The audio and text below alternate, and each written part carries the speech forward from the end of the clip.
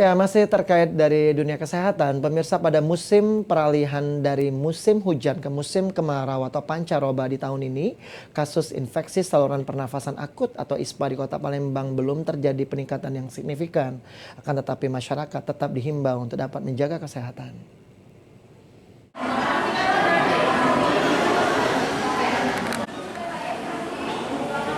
Pada musim pancaroba, peralihan dari musim hujan ke musim kemarau, laporan kasus infeksi saluran pernafasan akut ISPA di Kota Palembang tidak mengalami peningkatan signifikan. Kepala Dinas Kesehatan Kota Palembang, Fenty Aprina, mengatakan hingga saat ini belum terdata peningkatan signifikan kasus ISPA di Palembang lantaran kondisi udara masih baik dan belum tercemar kabut asap seperti sebelumnya. Sejauh ini laporan kasus ISPA harian di Puskesmas Kota Palembang hanya ada sekitar 5 hingga 10 pasien.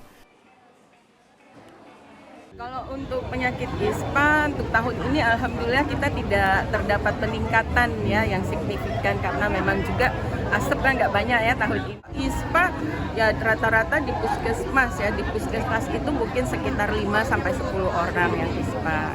Ya, enggak banyak kita tahun ini alhamdulillah tidak tinggi kasus.